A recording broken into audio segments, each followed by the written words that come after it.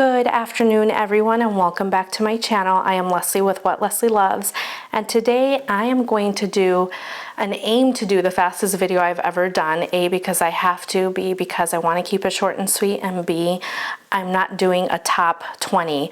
I'm literally going to do the top 5 bags of 2024 and briefly explain why. So grab a coffee, grab a drink. You're not gonna have that much time, but anyway, let me get started. So I'm going to put these 5 bags in no particular order just because it's like picking children. I have 5 kids, so that's why I decided to do my top 5 bags of 2024. I would never be able to pick between my children. I love them for various reasons. They each bring their own strengths. They each have their own things they need to work on, but I love them all equally. So again, these are in no particular order. Let me go ahead and get started. So the first one is my Mulberry Mini Alexa in chalk. I love this silhouette. I did have it in their like cognac shade. Don't quote me on the color right now. And I actually didn't use that bag a lot, and I didn't love it, and it annoyed me. All the little things that people get annoyed with this bag annoyed me with that bag, and I let her go fairly quickly. However, I started missing her probably like a year or 2 later, and I thought, you know what, maybe I bought it in the wrong color because I don't tend to wear white bags a ton. And I've had, much like taupe bags, I've had such a hard time finding a white bag. And I decided, you know what, I'm gonna give the chalk color a try just because it seemed a little bit more muted. And anyway, you see her. She's beautiful. I feel like she goes well with my skin tone. Some people say that she looks more gray, she looks more taupe. I think that's why I love her and why she works so well on me, is that she's not this stark white that I feel just really does not work with my outfits, with my skin tone. It just doesn't work well for me, in my opinion. Take that with a grain of salt. But I love this bag. Yes, it is a little fussy. You have these 2 magnetic closures. I've gotten very used to her. I wear her a ton in the summer. It does come with an adjustable crossbody strap. I have her with a Zumoni organizer inside. I love her. She's annoying. She's annoying, but she's like me. Like, I'm annoying, but my husband loves me. So she goes out with me quite a bit in the summer. So that's number 1. Handbag number 2 should come as no surprise. This was the year that the Coach Empire carryall broke the internet. Actually, I think the quilted tabby was Coach's number 1 trending bag, but for me, it was all about the Coach Empire. Boy, did I go on a mission to find the perfect one, and I'm so glad that I did. Now, I do have 2 of these. I have this 35 size and the 26 size. I brought the 26 size I bought on Christmas Day, so I felt like it was a little unfair to make that one the star, because really the one that I loved from the very, very beginning, when my SA first presented this bag to me, I was like, oh my gosh, she looks like the Margot, and I was like the Margot. I was down quite the rabbit hole at that time with that bag, but I was not going to buy that bag. And as soon as he showed me the Coach Empire carryall 35, I was like, I've got to have that bag. And as soon as it came out, I was like, no, I don't want the 35. Then I thought I wasn't going to get it. Then I got the 40. Anyway, I'm not going to go down the whole thing because you can watch the whole history behind that in my unboxing of this. And then obviously with my Empire 40, but I love this bag. I think she's beautiful. I have her all zhuzhed up. I don't wear her this way. I do tend to either just wear the twilly or plain. I just like her that way. But she does come with a crossbody strap. It's somewhere. I don't use the strap. It's a great strap, and it's nice and thick, but I don't use it. She's just stored in there. But yeah, what can I say? Coach Empire carryall, number 2. All right, number 3 is the Dress Up Your Purse Paris 15. I brought this particular color out, but I've owned her in several colors. I've given her as gifts. I really do. I really love this bag because I love the Pochette Métis, but the Pochette Métis is 10 times the price of this bag, and I'm just not doing that. It's a silhouette that I just find absolutely beautiful. And while I don't tend to reach for it for I don't know what reason, well, I kind of know the reasons. I just like a more open-toed and just throw the crap in kind of thing.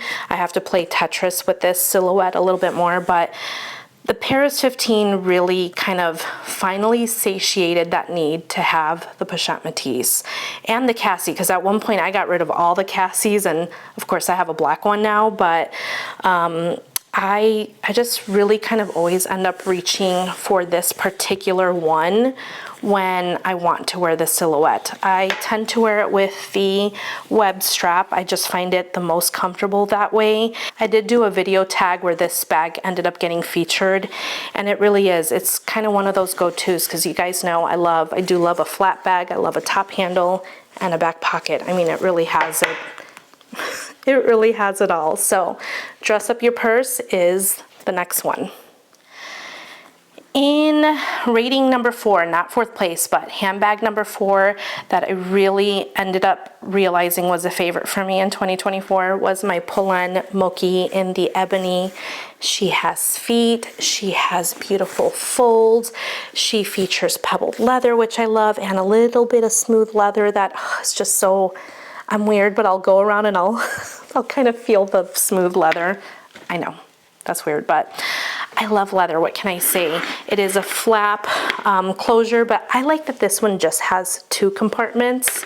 It does feature a, what is this? This is a strap, you guys. Anyway, a leather strap. It kind of tapers the same way my Kai mini pyramid does. It has the same clasp. Let me kind of show it to you, because it's just like the Louis Vuitton clasps that they use, and it does say Polene on there. I love this bag. It has some sentimental meaning and to me, and I did do a whole dedicated video to this, so I'm not going to go into all the story time, but this is one of those bags I'm never going to get rid of. I already know that. Do I wear her a ton? I don't wear her as much as I thought I would, but, and mostly because it's on the wider side. So much like my Speedy, I just don't love when things super jut out on me, but she's just beautiful. This color especially, this color is just everything for me. I love this clasp. I kept the protective sticker, whatever you call that. I'm at a loss of words. I'm tired, y'all. I kept that on there. This is just one of those bags that I know will always look good and pair with any outfit. And for that reason, she may be like my number 1 bag, but I can't commit to that right now. But this is the Polene Mokki. She's 4th bag. What will number 5 be? Put your guesses down below. Did you guess? It is the Polene Numero 10. My daughter used to have this bag in black years ago, and it's funny because I would tell her, can I try or can I borrow your Numero 10? And I never liked it. I was like, ugh, this is uncomfortable. Ugh, I don't like crescent bags. Ugh, I had all the complaints in the world to say about this bag, and I own 2 of them. It is, I don't know what video came up on my feed that I was like, maybe I saw that in the wrong way. And color, as I've learned, color is so important to me. Like with the Mulberry Mini Alexa, she's over there, that's why I'm looking over there. I bought her in the wrong color. That happened to me with my Loewe puzzle bag. I bought it in a taupe, and I really should have bought it in the cognac shade, and now that bag is so expensive, there's no way I'm buying it. But I digress. This bag, I decided, you know what, let me give her a try. I did buy her pre-loved on Poshmark, came with a box and dust bag and everything, and I primarily use her with the crossbody strap, and I kind of have her sitting like a little higher up, kind of like a nylon bag, and that's why I got rid of a lot of my nylon bags, because I like to look as put together as possible with my accessories, and I'm saying a ton, I'm sorry. This just works so well when I want to grab and go. I'm not carrying a ton. It works great when I'm going out with the kids. Now, does it fit everything? No, but I have my SLGs kind of down and my items paired down to where I put a card holder, my keys, a chapstick, my little pill case, some wipes. Done. We're good. I can get in, get out, particularly like getting well, my eldest helps get the other kids ready and she gets herself ready, but the other 4 I have to kind of babysit a bit. And so usually when I'm like, I didn't want to wear my big work bag, or I'm trying to trade out, these 2 are like really the easiest bags. Like yesterday I went out with this bag and it was so easy to quickly pick what I wanted to pick and put it in there. Now, is it a little fussy with this opening? Yes, but if you parse down your items and you know what you need to carry and minimize, you're good to go. I love this bag, and I probably, of the 2, I admit I love my Ebony much better. However, for the sake of this video, I couldn't pick 2 ebony colored bags. I did pick 2 cognac colored bags just because both of those serve a different purpose for me, as would the Mokki and the Numero 10, but this is really the one that kind of replaced a lot of my casual bags, and why I parted ways with a ton of my casual bags, because this kind of became my tried and true, especially in the summer. I was almost always in this bag when my husband was like, hey, let's go do this, or hey, let's quickly go grocery shopping, or you know what I mean? You all have that one bag that you kind of like quickly go into because you don't want to carry everything in the kitchen sink. And this kind of quickly became that for me. So Polène Numero 10 took 5th place. All right, so I'm standing here with my kind of honorable mention because, again, I feel like she would have made it in. I started wearing this one right away, and I love her. Love her. She's great, but she's not in the top 5. I already went through that. All that said, I really feel like 2024 was the year of really me discovering, hey, I want to be more practical and I want to have what I'm going to use in my collection. There are a couple pieces in my collection, literally 2 bags that I'm like, I'm okay with the 2 of you sitting, but the rest of them had to all serve a purpose. Otherwise, sayonara, or like Jessie in the bags and I say, fuera. It has to go. So while this one's not in the cut, I'm kind of just holding her so you have some eye candy.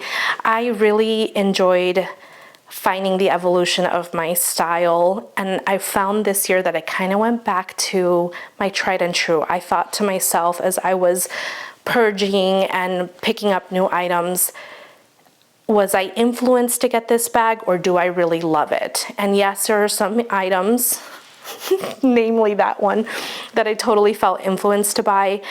I finally feel like I know myself well enough that I'm like, you're not gonna wear that. You're not buying that. And so this year will be, I think I've mentioned this a few times, will be the year of me having less unboxings and more just using what I have, really enjoying what I have. My pocketbook can't handle it anymore, and I don't want to purge anymore. I have always been on a 1 in, 1 out, but I'm kind of tired of that. So I feel like I'm at a good spot to just be happy and enjoy what I have. I think my top 5 each served such a beautiful purpose in my collection, and I love how I landed on them. But now I'm going to really take this year to use them. So you'll start to see more actual real reviews as I really start to get a lot of more hardcore use on some of these pieces. So anyway, I hope you found this video fun. I hope you found it helpful, and I will see you guys in the next one. Bye.